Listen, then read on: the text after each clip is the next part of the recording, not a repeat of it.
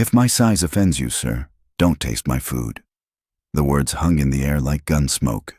But before Clara Boone spoke them, she had to survive the ride into hell itself. Dust devils clawed at the wagon wheels as Clara Boone cracked the reins, urging her tired mare forward. The sun beat down on Broken Mesa Valley like a blacksmith's hammer on an anvil, white-hot, merciless, unforgiving. Sweat soaked through her cotton dress. Her hands, scarred from years over open fires, gripped the leather reins tight enough to leave marks. She'd been riding for 3 days straight. 3 days to answer a job posting tacked to a weathered post in Abilene. 3 days to reach the R Ranch, where they needed a cook so badly the whole territory was talking about it. But they were talking about something else too. Her. A rider appeared on the ridge ahead, silhouetted against the burning sky, watching. Clara's stomach tightened. Word traveled faster than wagons out here. Faster than hope. Faster than mercy. The drunk at the saloon had seen her step off the stage in Abilene. "Big as a freight wagon," he'd slurred to anyone who'd listen. By morning, half the valley knew a large woman was coming to cook at the R. Clara had heard worse. In the mining camps of Colorado, men had called her Big Bertha until they tasted her biscuits. At the Kansas boarding house, a new hand had laughed at her size, until her stew made him weep into his bowl, reminded of his dead mother's cooking.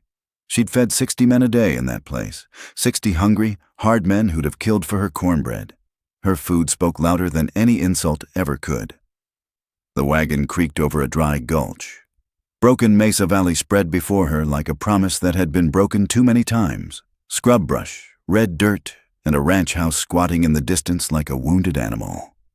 The R smoke rose from the cookhouse chimney. Thin, weak, wrong. Clara's eyes narrowed. A good cook's smoke was thick and steady, full of the smell of bacon grease and fresh bread. This smoke looked like desperation. Good. They needed her. She pulled the wagon into the ranch yard, and the world seemed to stop. Cowhands froze mid-task. A man mending a fence straightened up, hammer dangling from his hand. Another spit tobacco juice into the dirt and stared. Clara climbed down from the wagon, her boots hitting the ground with a solid thud. The boards of the porch creaked as she stepped toward the main house. And then she saw him, Jed Ransom. The rancher stood on the porch like a judge at a hanging, tall, broad-shouldered, gray streaking through his beard. His eyes were the color of storm clouds, and they swept over her with the kind of cold assessment a man gives a horse he's thinking of buying. Or refusing. His jaw tightened. "You the cook?" His voice was flat as the prairie. "I am." Clara kept her chin up, her hands folded over her apron. "Clara Boone, I saw your posting in Abilene." "Abilene's 3 days' ride." "I know. I just made it." A cowhand snickered behind Ransom. Another elbowed him, but the damage was done. Clara felt the laughter like a stone thrown at her back. Jed Ransom's eyes didn't leave her. They stopped at her apron, stretched across her middle, at the way the porch boards groaned under her weight. "This ain't no boarding house, ma'am," he said. "Men here work hard, sun up to sundown. Need someone who can keep up." Clara's hands tightened on her apron, but her voice stayed steady. "I've cooked in mining camps, trail outfits, a boarding house that fed 60 men a day. I can keep up. If you're loving this story of grit and redemption on the frontier, hit that like button and subscribe so you don't miss what happens next. Trust me, you'll want to see this." Ransom shook his head slowly, like a man delivering bad news to a widow. "Don't think you're the right fit." Behind him, more snickers. One of the cowhands whispered something Clara couldn't hear, but she heard the laughter that followed. Her chest tightened. Her throat burned. But she didn't move. "You haven't tasted my food?" she said quietly. Jed shrugged. His face carved from stone. "Don't need to. I can see enough." The wind died. Somewhere in the distance, a horse stamped in the dust. The world held its breath. Clara Boone looked into the eyes of Jed Ransom, this man who judged her before she'd even struck a match, and she felt something harden inside her chest. Not anger, dignity. "If my size offends you, sir," she said, lifting her chin, "don't taste my food." She turned, climbed back onto the wagon, and snapped the reins. As the wheels rolled away from the R, she didn't look back. But Jed Ransom did. And for the first time in years, he wondered if he'd just made the biggest mistake of his life. The wagon rattled away from the Triple R, but Clara Boone's hands weren't shaking. They never did. These hands had tamed fire, fed armies, and once, just once, saved a man's life with nothing but a pot of stew. Clara didn't cry. She'd learned long ago that tears were a luxury women like her couldn't afford. Instead, she let the memory wash over her as the wagon wheels turned. Memories of every kitchen, every fire, every meal that had proven her worth when words never could. It started in the Colorado mining camps, back in '71. She'd been younger then, barely 20, but already carrying the weight the world seemed determined to mock. The foreman at the Silver Creek mine had hired her out of desperation. His last cook had died of pneumonia, and the miners were threatening to walk off the job. "Can you cook for 40 men?" he'd asked, eyeing her with the same doubt she'd see 1,000 times after. "I can cook for 100, she replied. He'd laughed. But he'd also been desperate. That first morning, the miners had called her Big Bertha, loud enough for her to hear. They'd laughed as she hauled flour sacks that made grown men grunt, snickered as she bent over the fire pit, her shadow stretching long across the camp. One man, a loud-mouthed Irishman named Finnegan, had made a joke about needing 2 chairs for her at Sunday service. The laughter had echoed off the mountain walls. Clara had said nothing. She'd simply rolled up her sleeves and gotten to work. By noon, the smell of her biscuits had silenced the camp. By supper, grown men were fighting over seconds of her venison stew. And by the end of the week, Finnegan himself had stood up in the mess tent and declared, "Any man who disrespects Miss Boone answers to me." The mockery had stopped that day. Her biscuits, golden, flaky, buttered to perfection, had become legend. Men would finish 12-hour shifts in the dark belly of the earth and stumble into the mess tent like pilgrims to a shrine. One night, 2 miners had pulled knives over a woman in town.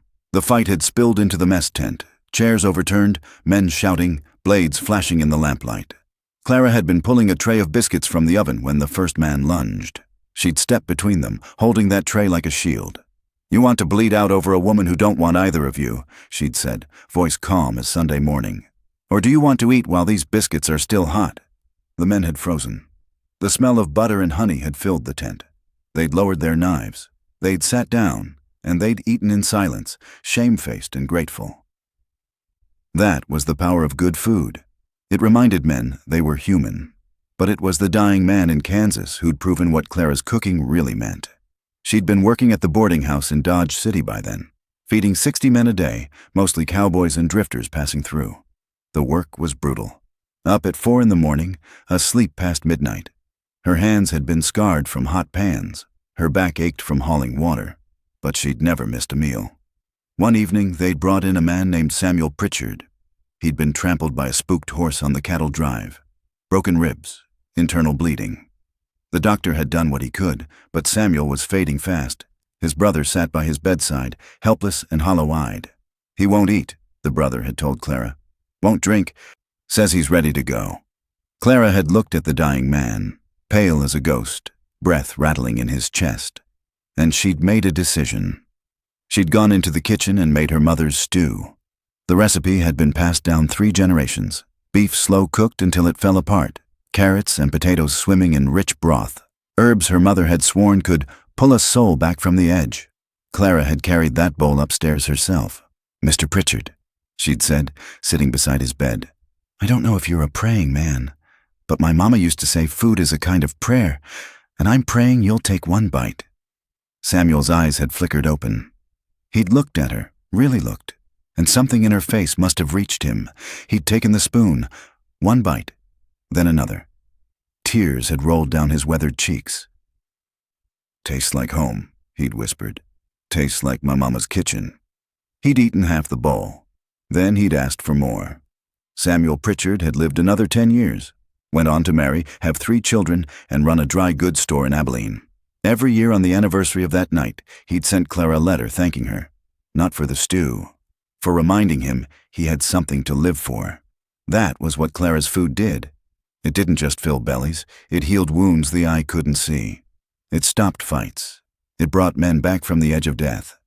And Jed Ransom, that stubborn, stone-faced rancher, had looked at her and decided he could see enough. Clara's jaw tightened as the Triple R disappeared behind her in a cloud of dust. He hadn't tasted her food, but he would. Somehow, someway, the frontier had a way of making men eat their words. And when Jed Ransom finally tasted what she could do, she'd make sure he choked on his pride first. They always saw the size first, never the scars, never the skill. And out here on the frontier, where a man's worth was measured in muscle and speed, a woman like Clara Boone didn't stand a chance, until she did. The wagon rolled through the scrubland, and Clara's mind drifted to a truth she'd learned the hard way. The frontier was supposed to be a place where anyone could start over, where what you could do mattered more than who you were. That was a lie. Oh, it was true for some. For the gunslingers and the gamblers, the ranchers and the railroad men. But for a woman who didn't fit the mold, who took up space, who couldn't be ignored or dismissed with a pretty smile, the West was just as cruel as anywhere else. Maybe crueler. Because out here, there was nowhere to hide. Clara flexed her fingers on the reins, studying her hands in the fading light. They told a story most people never bothered to read. The burn scar across her right palm from a Dutch oven that had tipped in a Colorado mining camp. The calluses thick as leather from years of kneading dough, chopping wood, hauling water. A thin white line across her left thumb, from the day she'd gutted 50 trout before sunrise. These hands had built fires in blizzards, had stretched dough so thin you could read a newspaper through it, had held a dying man's hand while he took his last breath, then gone right back to cooking supper for 40 others who still needed to eat. Steady hands. Capable hands. Hands that had earned every scar. But Jed Ransom hadn't looked at her hands. He'd looked at her waist, her hips, the way the porch boards had creaked beneath her boots. He'd made his judgment in 5 seconds flat, the same way every man before him had. Clara had seen that look her whole life. She'd seen it from her own father, who told her at 15 that no man would marry her unless she slimmed down and learned to keep quiet. She'd seen it from the stage driver in Abilene who'd charged her double fare, claiming she took up 2 seats. She'd seen it in the eyes of a trail boss who'd hired her, then fired her 3 days later. That one had stung the worst. It was back in '74, on a cattle drive from Texas to Kansas. The trail boss, a lean, hard man named Cutter, had been desperate for a cook after his last one had run off with a saloon girl. Clara had signed on, promising she could handle the pace, and she had. She'd ridden in the chuck wagon over terrain that would have broken most men. She'd cooked over open fires in driving rain, served hot coffee before dawn, and kept the cowboys fed through dust storms and stampedes. The men had loved her. They'd called her Aunt Clara and fought over her sourdough pancakes, but Cutter had watched her struggle to climb into the wagon one morning, her knee aching from an old injury, her breath coming hard, and he'd made his decision. "You're slowing us down," he'd said, not even looking at her. "I'm leaving you at the next town." "I haven't missed a single meal," Clara had protested. "The men are fed and happy. It doesn't matter." "You can't keep up." One of the cowboys, a young kid named Tommy, had spoken up. "Boss, that ain't fair. She's the best cook we've ever had." Cutter had turned on him like a rattlesnake. "You questioning me, boy?" Tommy had gone quiet. They all had. Because that was how it worked out here. The boss's word was law, and fairness didn't factor into it. Clara had been left in a dusty Kansas town with $20 and her pride in tatters. She'd wanted to scream, to rage, to make them see that she'd worked twice as hard as any man on that drive and delivered 3 times the quality. But she'd learned something that day, something that had hardened in her chest like a stone. It didn't matter how good she was. It didn't matter how hard she worked. People saw what they wanted to see. And what they saw when they looked at her was someone who didn't belong. The sun was setting now, painting the sky in shades of blood and gold.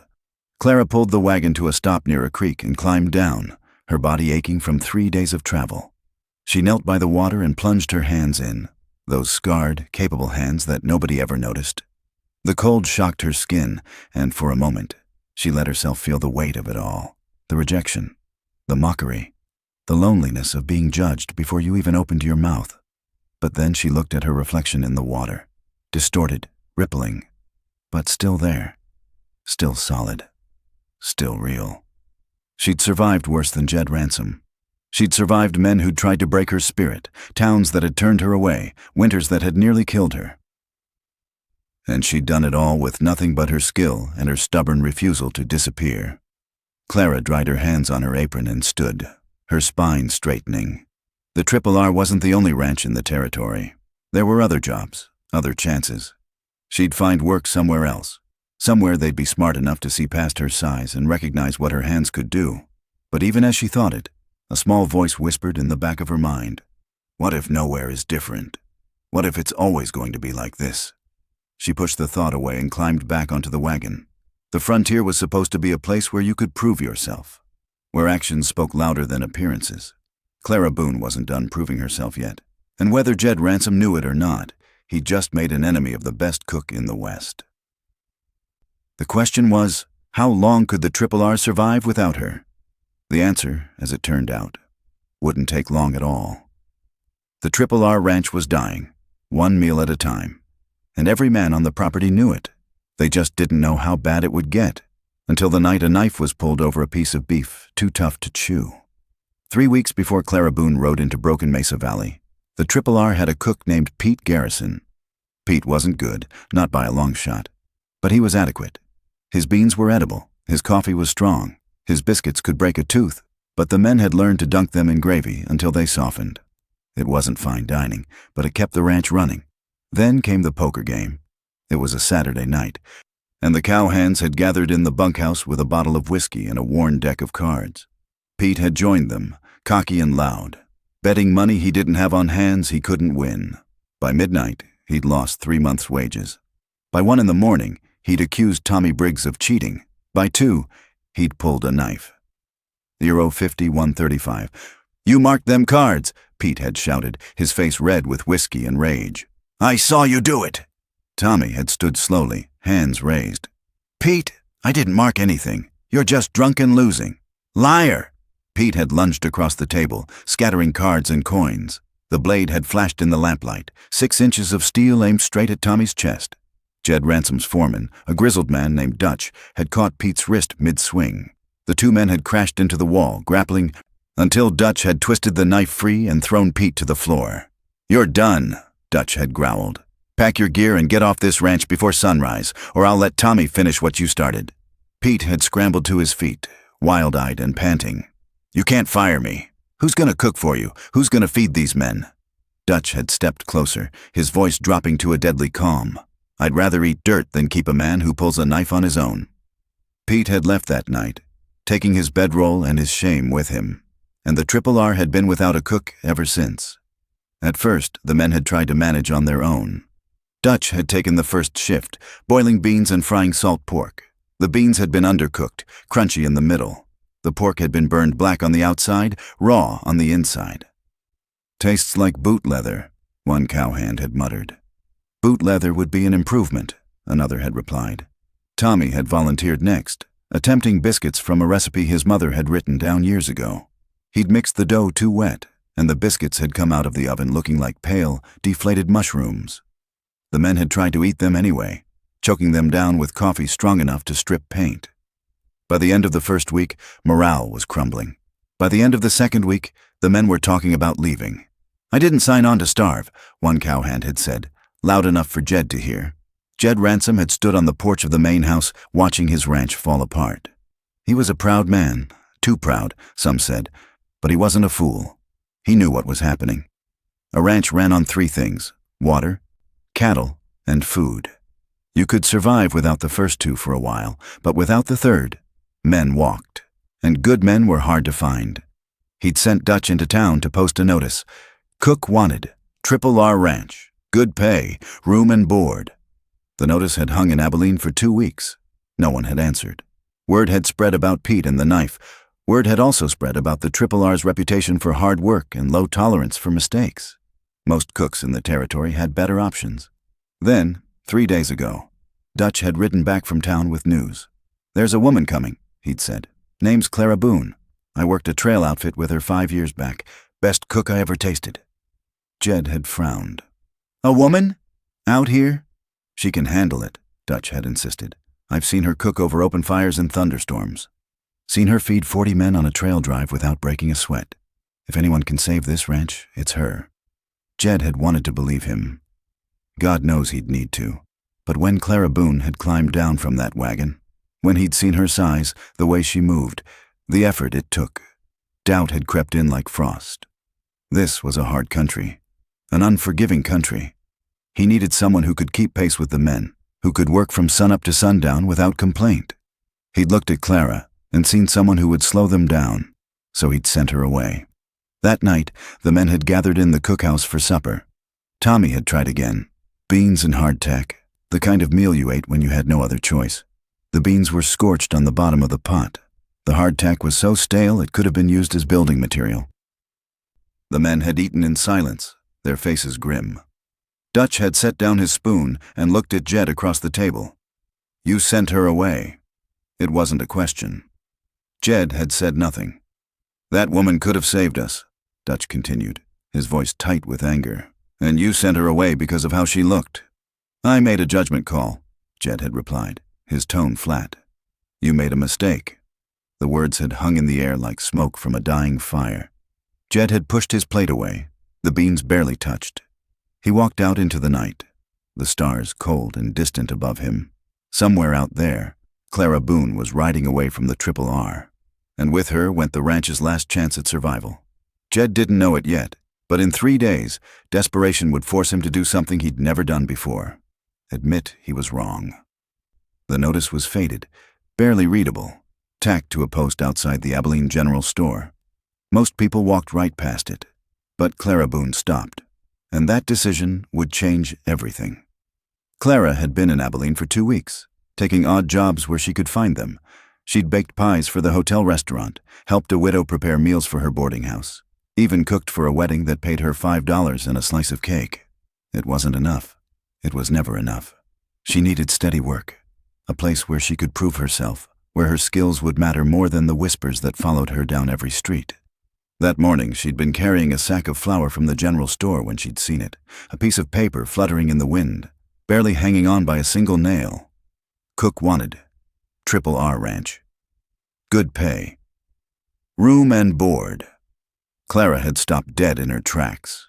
Her heart had kicked like a mule. She'd heard of the Triple R, everyone in the territory had. It was one of the largest ranches in Broken Mesa Valley. Hundreds of heads of cattle, dozens of men, and a reputation for being tough but fair. Or at least, that's what people said. Clara had set down her flour sack and pulled the notice from the post, reading it 3 times to make sure she wasn't imagining things. The paper was dated 2 weeks ago. That meant they were desperate. Desperate was good. Desperate meant they might actually give her a chance. She'd folded the notice carefully and tucked it into her apron pocket. Then she'd marched straight to the livery stable. "I need to rent a wagon and a horse," she'd told the stable hand, a skinny kid with hay in his hair. He'd looked her up and down, doubt written all over his face. "Where are you headed, ma'am?" "Broken Mesa Valley, the Triple R Ranch." The kid had whistled low. "That's 3 days hard riding. Are you sure about that?" Clara had met his eyes, her voice steady as stone. "I'm sure." She'd paid him with money she'd been saving for winter supplies, money she couldn't afford to spend but couldn't afford not to. The kid had hitched up an old mare to a weather-beaten wagon, and Clara had loaded her belongings. A trunk with her clothes, her cooking tools wrapped in oilcloth, a cast-iron skillet her mother had given her, and a wooden box containing her most precious possession, her recipe book. That book held 20 years of her life. Recipes passed down from her grandmother, notes scribbled in the margins from mining camps and trail drives, sketches of herb gardens she'd planted and left behind. It was her proof. Her legacy, the evidence that she was more than what people saw. By noon, she'd been on the road. The first day had been brutal. The sun had beaten down like a punishment from God himself. The wagon had no shade, and Clara's dress had been soaked through with sweat by mid-afternoon. Her water canteen had run low faster than she'd expected, and she'd rationed it carefully, allowing herself only small sips when her throat felt like sandpaper. The road, if you could call it that, had been little more than a rutted trail through scrubland. The wagon had bounced over rocks and dipped into gullies, jarring her bones with every turn of the wheels. But Clara had kept going. She'd made camp that first night beside a dried-up creek bed, building a small fire and cooking beans in her skillet. The stars had stretched overhead like diamonds scattered on black velvet, and for a moment, just a moment, she'd let herself imagine what it would be like to have a real kitchen again, a place to call her own. The Triple R could be that place. It had to be. If you're invested in Clara's journey, go ahead and hit that like button and subscribe. You're going to want to see how this all plays out. The second day had been worse. A dust storm had rolled in just after dawn. turning the sky brown and choking the air. Clara had wrapped a bandana around her nose and mouth, but the dust had still found its way into her eyes, her throat, her lungs. The mare had balked, refusing to move forward, and Clara had climbed down to lead her by hand through the worst of it. By the time the storm had passed, Clara's hands had been raw and bleeding from gripping the reins. Her legs had ached, her back had screamed in protest, but she'd kept going. That night, she'd camped near a small spring and had allowed herself the luxury of washing her face and hands. The water had been cold and clean, and it had felt like a blessing. She'd pulled out her recipe book and had read through it by firelight, reminding herself why she was doing this. Because she was good. Because her food mattered. Because somewhere out there was a place that would see her for what she could do. The third day had been the longest. Clara had woken before dawn, her body stiff and sore, but her resolve unshaken. She'd eaten a cold biscuit left over from the night before, hitched up the mare, and had set out as the first light broke over the horizon. Broken Mesa Valley had appeared in the distance around mid-morning, a sprawl of red dirt and scrub brush, with the ranch house visible as a dark smudge against the landscape. Clara's heart had lifted. She'd made it. 3 days of heat and dust and pain. But she'd made it. As the wagon had rolled closer, she'd allowed herself to hope. Really hope. Maybe this time would be different. Maybe this rancher would look past her size and see her skill. Maybe the R would be the place where she finally belonged. She'd pulled into the ranch yard with her head held high, her hands steady on the reins. She'd traveled 3 grueling days because she believed her skills would finally be valued. She'd believed wrong. But Clara Boone didn't know that yet. And when Jed Ransom looked at her with those cold, judging eyes, the hope she'd carried for 3 days would shatter like glass. The question was, what would she do with the pieces? Jed Ransom had made up his mind before Clara Boone's boots even touched the ground.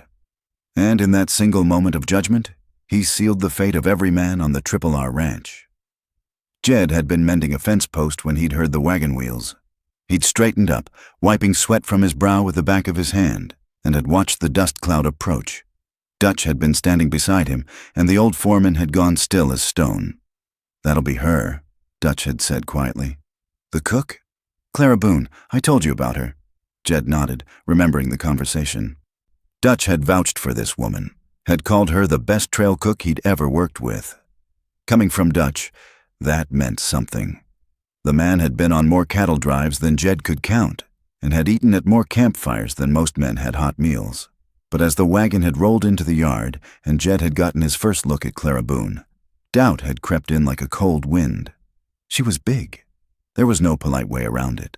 Not just tall, though she had height on her, but broad-shouldered, thick through the middle, the kind of size that made the wagon seat look small beneath her.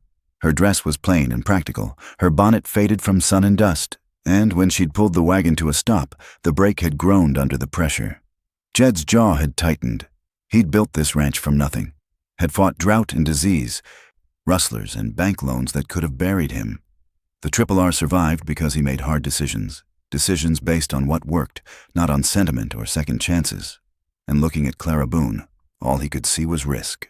The work here was brutal. Sun up to sundown, 7 days a week during cattle season. The cook had to haul water, chop wood, manage fires in heat that could kill a man, and feed hungry cowhands who worked like mules and ate like wolves. Could this woman handle that? Dutch had stepped forward, a smile breaking across his weathered face. "Miss Clara, you made it!" Clara had climbed down from the wagon, and Jed had heard it, the creak of the boards beneath her weight. It was a small sound, barely noticeable, but it had echoed in his mind like a warning bell. "Dutch!" Clara's face had lit up with genuine warmth. "It's been too long. 5 years," Dutch had said, gripping her hand. "You're a sight for sore eyes, ma'am, and Lord knows we need you." Jed had watched the exchange, his expression carefully neutral. He'd seen the way Clara moved, slower than he'd like, with the careful deliberation of someone carrying extra weight.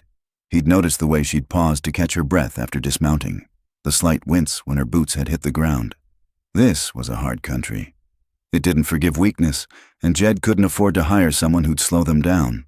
"Boss," Dutch had called, waving him over. "Come meet Miss Boone."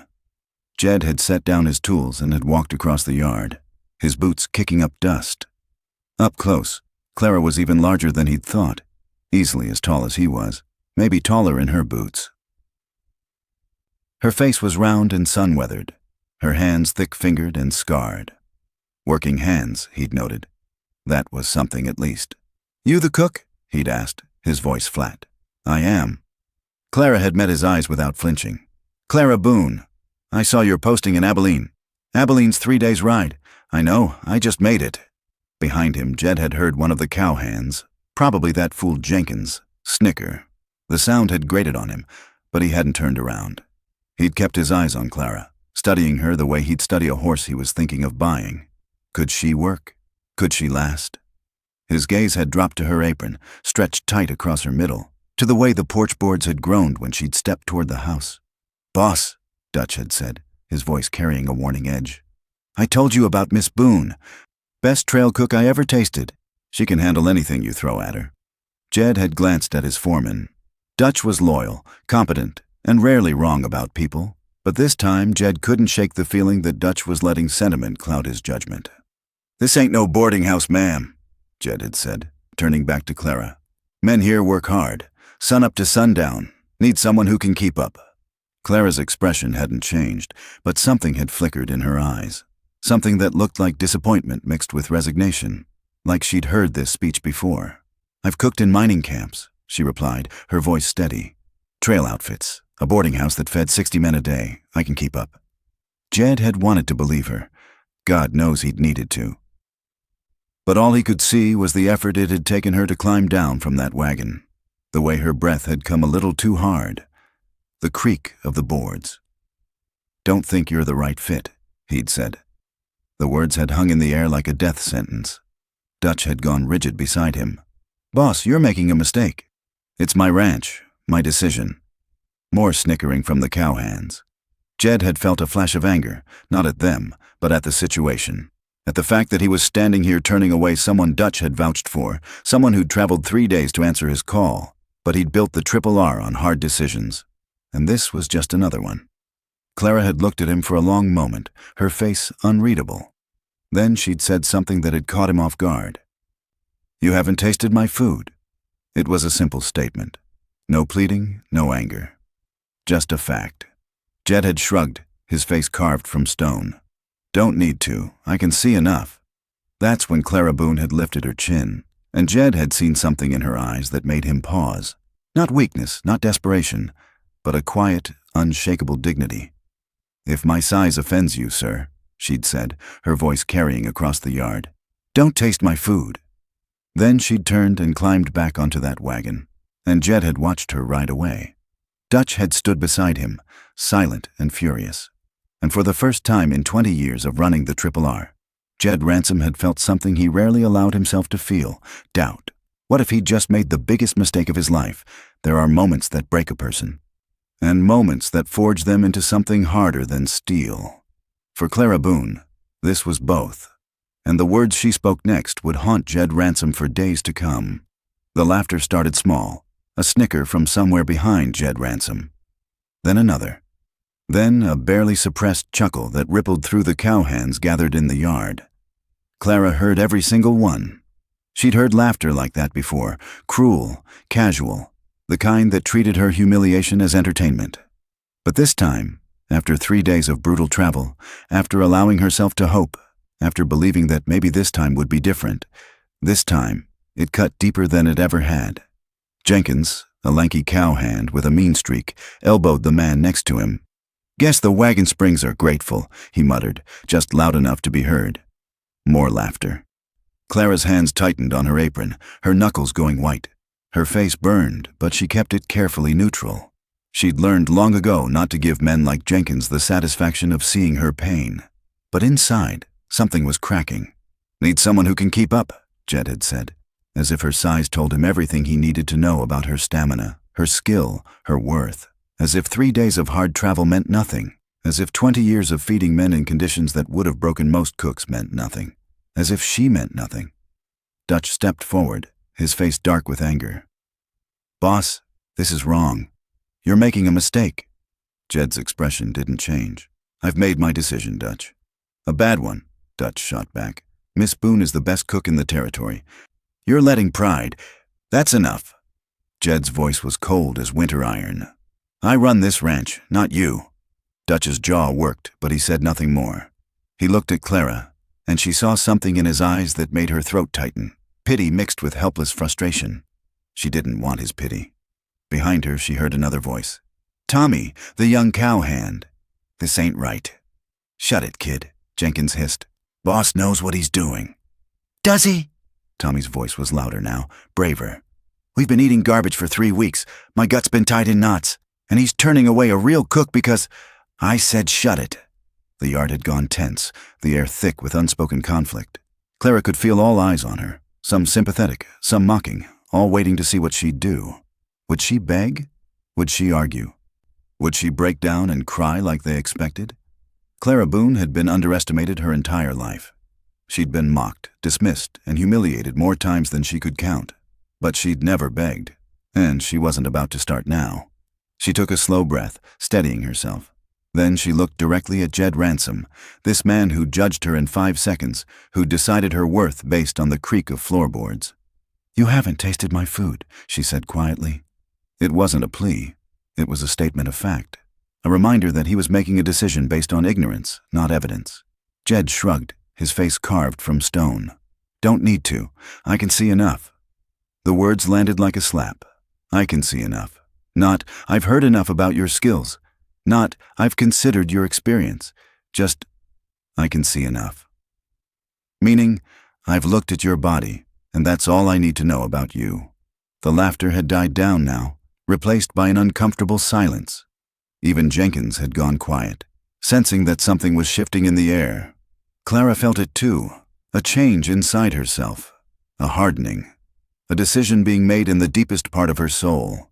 She'd spent 20 years trying to prove herself to men like Jed Ransom. 20 years of working twice as hard, of swallowing insults, of hoping that eventually her skill would speak louder than her appearance. But standing here in this dusty ranch yard, humiliated in front of a dozen strangers, Clara realized something.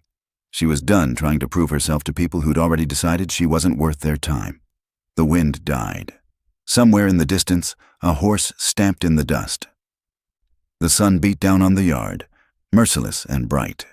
Clara lifted her chin. When she spoke, her voice was quiet, but it carried across the yard like a bell, clear and unmistakable. "If my size offends you, sir," she said, meeting Jed's eyes without flinching, "don't taste my food." The words hung in the air like smoke from a gun. Jed's expression flickered, just for a moment, with something that might have been surprise or shame. But it was gone as quickly as it appeared, replaced by that same stony mask. Clara didn't wait for a response. She'd said what needed to be said. She turned, her movements deliberate and dignified, and walked back to her wagon. Every step felt like walking through fire, but she kept her spine straight, her head high. Behind her, the yard was silent as a graveyard. Clara climbed onto the wagon seat, and yes, the boards creaked, and yes, it took effort, but she did it with the same steady competence she brought to everything in her life. She picked up the reins. She didn't look back at Jed Ransom. Didn't give him the satisfaction of seeing the tears that were threatening to spill over. Didn't let him see how much this hurt. Instead, she looked straight ahead at the open road, at the scrubland stretching endlessly before her, and she snapped the reins. The wagon lurched forward. As she rolled out of the Triple R ranch yard, Clara heard Dutch's voice, low and angry. "You just made the worst mistake of your life, boss." Jed said nothing. The dust cloud from Clara's wagon hung in the air long after she disappeared from view. The cowhands drifted back to their work, the laughter gone, replaced by an uncomfortable silence. And Jed Ransom stood in that yard, watching the road where Clara Boone had vanished, her words echoing in his mind like a curse. "If my size offends you, sir, don't taste my food." He'd made his decision. He'd stood by it. But as the sun climbed higher and the day grew hotter, Jed couldn't shake the feeling that he'd just lost something he didn't even know he needed. And by nightfall, when the men choked down another meal of burnt beans and sawdust biscuits, he'd realized just how right that feeling was. That night, the Triple R Ranch learned a hard truth. You don't know what you've lost until you're choking on burnt beans and regret. And Jed Ransom was about to taste both.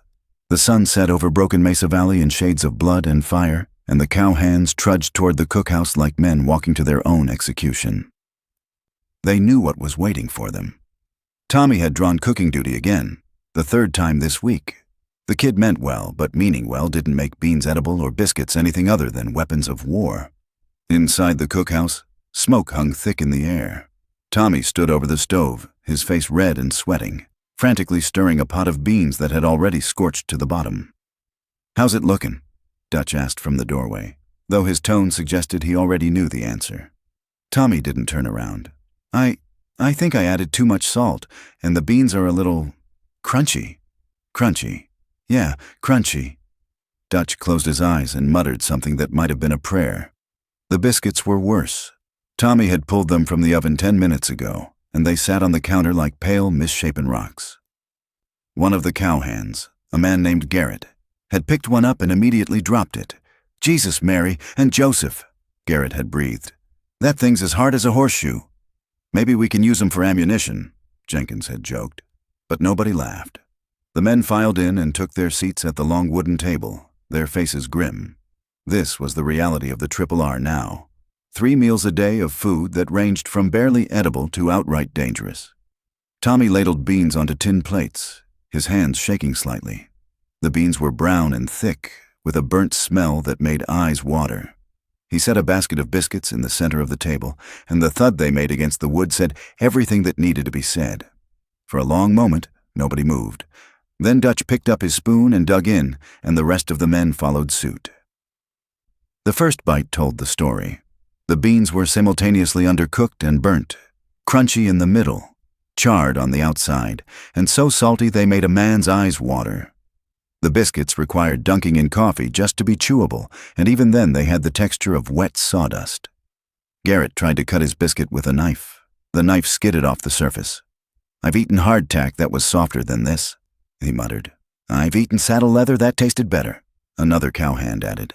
Tommy stood by the stove, his face burning with shame. "I'm sorry. I tried to follow the recipe, but it ain't your fault, kid," Dutch said quietly. "You're doing your best." "My best ain't good enough," Tommy's voice cracked. "We need a real cook."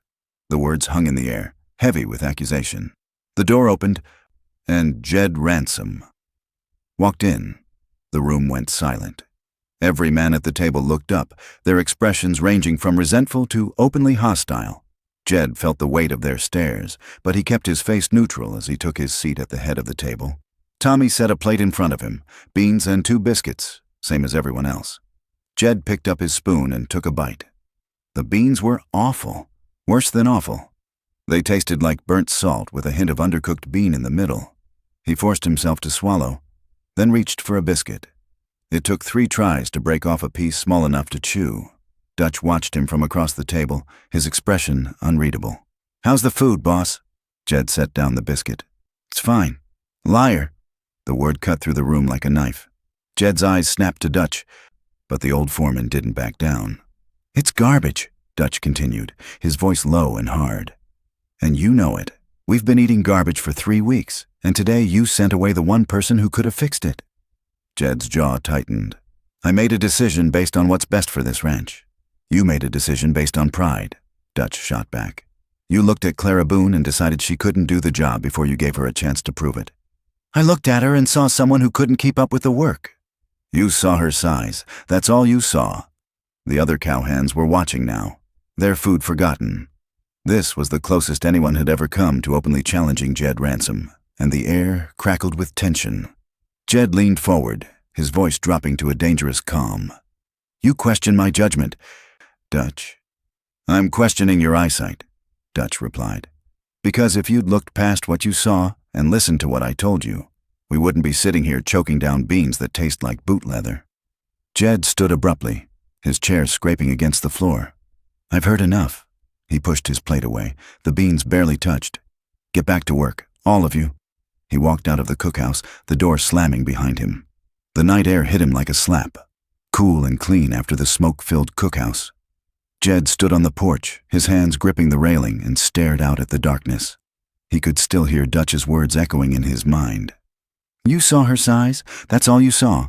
Was that true? Had he really been that shallow, that quick to judge?" Jed thought back to that moment in the yard. Clara Boone climbing down from her wagon, the creak of the boards, the way she'd moved with careful deliberation. He looked at her and had seen limitations, weakness, risk. But then he remembered her eyes, calm, steady, unshaken by his rejection. And he remembered her words. "If my size offends you, sir, don't taste my food." There had been something in the way she'd said it. Not anger, not bitterness, but absolute certainty. The kind of certainty that came from knowing, beyond any doubt, that you were good at what you did. Jed had met a lot of people in his life. Cowhands who talked big but couldn't back it up. Businessmen who promised the moon and delivered dust. But Clara Boone hadn't promised anything. She'd simply stated a fact. "Don't taste my food," as if her food was so good, so undeniably excellent, that tasting it would prove him wrong. As if one bite would be enough to shatter every assumption he'd made about her. What kind of cook spoke with that kind of confidence? What kind of food gave a person that kind of certainty? Behind him, the cookhouse door opened. Dutch stepped out, his face hard. "The men are talking about leaving," Dutch said quietly. "Half of them, anyway. They didn't sign on to starve." Jed said nothing.